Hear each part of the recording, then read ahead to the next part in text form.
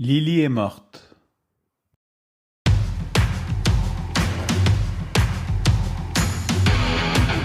Il aime le code. Il faut que la communication soit codée, mais de façon claire et transparente. La rigidité, c'est pas pour lui. Mon nom est Francis Parent-Valquette et vous écoutez le Sandro Show. Mais le plus important, c'est qu'il est bélier. Comme j'ai pris 1 an, quasiment 2 ans d'arrêt de podcasting, de journaling dans le fond, parce qu'on n'oublie pas que le Sandro Show, c'est un peu mon journal. Il y a des événements importants qui se sont passés pendant ce temps-là que je n'ai pas documenté et j'ai eu un flash pour un de ceux-là qui est la mort de ma chatte Lily. Lily, c'était une Rex Corniche que j'ai eue à 26 ans.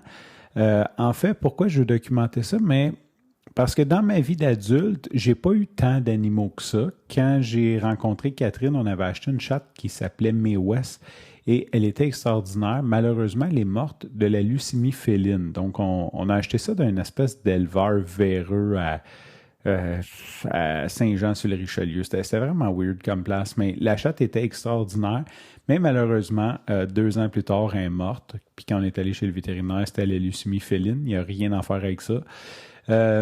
Et ensuite, on a eu Lily, qui est un Rex Corniche. Quand j'étais petit, ma marraine, elle avait un Rex Corniche, puis j'adorais ce chat-là. C'est vraiment des chats chiens, c'est des chats qui sont collés sur toi, c'est des chats qui sont attachés à leurs humains. Il y a 2 types de chats. Il y a les chats qui sont attachés à leur territoire. Eux, ça, c'est sûr que si tu les prends puis que tu les amènes avec toi à quelque part d'autre, ils capotent. Et il y a ceux qui sont attachés avec les humains qui, eux, veulent juste être avec leurs humains no matter what. Et, en tout cas, les Rex, je vais dire Lily, dans le cas présent, c'était vraiment un chat comme ça qui voulait tout le temps être avec nous. Donc, c'est une chatte extraordinaire, mais c'est ça pourquoi je veux le documenter. C'est en fait le seul animal que j'ai eu de vie adulte qui a vécu toute sa vie. Puis je trouve ça un peu irréel, je te dirais. Ça semble étrange parce que quand je l'ai eu, j'avais 26 ans. Puis je me suis dit, un chat, ça vit entre 12 puis, mettons, 20 ans. Je sais que les Rex, c'est un petit peu moins. Je savais que c'est plus comme entre 12 et 15 ans. Fait que je me suis dit, wow, mais quand elle meurt, je vais avoir 40 ans. Tu sais, si elle vit en santé et tout, puis qu'elle vit sa vie de chat. Puis quand tu as 26 ans, avoir 40 ans, ça semble loin en tabarnouche. Là. Je veux dire, c'était pas comme tu sais, ça va passer vite. Et oui, le temps a passé et j'ai eu 39 ans, puis elle est morte quand j'avais 39 ans. Fait que c'est comme un marqueur de temps, tu sais, puis je voudrais faire un petit hommage parce que j'ai vraiment aimé cette chatte-là. C'était un animal qui était extraordinaire. Je me souviens des fois, elle venait, comme je disais qu'elle voulait tout le temps être avec nous, elle rentrait sous les couvertures puis elle se blottissait soit dans mon creux de bras ou entre moi et Catherine dans le lit sous les couvertures. C'était un animal qui était tout le temps collé sur nous autres. Puis je me souviens des fois, des matins, je voulais juste pas me lever parce que le chat était couché sur moi puis on était tellement bien, elle avait de l'air tellement bien et j'étais tellement bien couché avec elle. Des fois, je pouvais procrastiner à me lever comme genre, je me levais une demi-heure plus tard juste parce que je vivais un beau moment avec mon chat. Et je sais pas, j'aurais parlé de ça, mais oui, je suis un cat lover. Fait que c'est ça, c'était une chatte. Puis le 13 ans qui a passé, ça a passé tellement vite. Je sais pas si tu peux relate à ça, mais tu fais OK, mais ça passe vite en tabarnouche la vie. Présentement, j'ai pas d'animaux. Catherine, elle aimerait ça que je reprenne notre chat Marcel, le Sphinx. Sincèrement, je considère que j'ai un mode de vie, quand j'ai pas les enfants, c'est rare. Je suis à la maison, mais tu sais, comme là, regarde, il est 10h30, je viens quasiment de revenir, j'ai fait la vaisselle, tu sais. Je vais finir tard au bureau, je vais aller souper avec des amis. Souvent, la fin de semaine, je vais aller à quelque part, surtout comme cet été avec la vanne, j'étais parti quasiment toutes les fins de semaine que j'avais pas les enfants. Fait que je trouve que j'ai pas un mode de vie pour avoir un animal chez moi.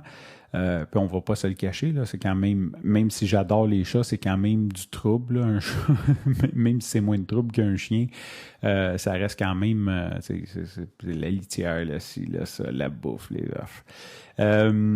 Fait que c'est ça, j'ai plus d'animal, mais c'était l'animal qui a vécu le plus longtemps avec moi, qui a été là une grande partie de ma vie adulte. Tu sais, dans le fond, j'ai 22 ans de vie adulte, mettons. Fait qu'elle a été 13 ans avec moi. Fait que la plus grande partie de ma vie adulte, cette chatte-là était dans ma vie. Je l'ai côtoyée tous les jours. Puis je sais pas si c'est drôle, là, mais en dernier, il était vraiment rendu mince. C'était une chatte qui avait des problèmes d'estomac. Puis pendant la COVID, il fallait qu'elle mange de la nourriture de vétérinaire spéciale pour ses allergies. C'était de la nourriture hypoallergénique qui s'achetait juste chez le vétérinaire. Et la semaine qu'il y a eu la COVID, on avait quasiment plus de nourriture dans le sac. Et le vétérinaire a fermé je pense, la première semaine, là, comme tout le monde était vraiment chez eux, tout était fermé. Donc, on a dû lui donner de la nourriture d'épicerie pendant quelques jours. Et vu qu'elle avait des troubles d'estomac, elle faisait juste la vomir, tu sais, puis elle maigrissait, puis c'était déjà pas un chat qui était gros. Là, elle était rendue maigre. Je pense que encore quelques jours sans que le vétérinaire ouvre, puis elle mourait tellement qu'elle était rendue maigre.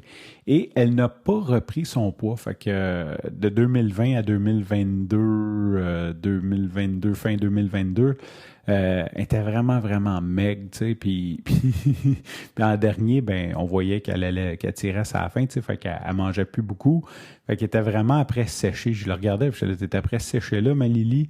C'est une joke, là, j'ai de l'air méchant, mais c'était comme une espèce, ça me faisait rire de dire ça. Puis quand on s'est séparés, tu sais, ça a pris comme un mois avant que je déménage, puis là, ben, Lily était pas bien forte, tu sais, puis j'étais là. Puis là, je disais, ouais, tu penses, tu veux partir après moi, genre, comme, tu dis, tu vas partir en premier. Fait que je faisais un petit peu comme la joke qu'elle attendait que je parte pour mourir.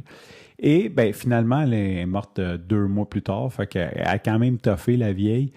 Puis c'est ma fille Jeanne, qui l'a trouvée quand un moment donné, elle est redescendue, elle était chez son grand-père en haut, elle est redescendue, puis Lily était comme couchée sur le côté. Je pense qu'elle n'était pas tout à fait morte. Ils l'ont mis d'une couverte, puis elle s'est fermée les yeux, puis elle est morte. Fait que, rest in peace, Lily. J'ai passé une belle partie de ma vie avec toi. Je sais que tu as passé toute ta vie avec moi, parce qu'un chat, c'est comme un confinement. C'est comme une pandémie de 13 ans. Pour elle, a été pris avec moi pendant 13 ans. Fait que sur ça, je te remercie pour ton écoute. Je te dis à demain et bye bye.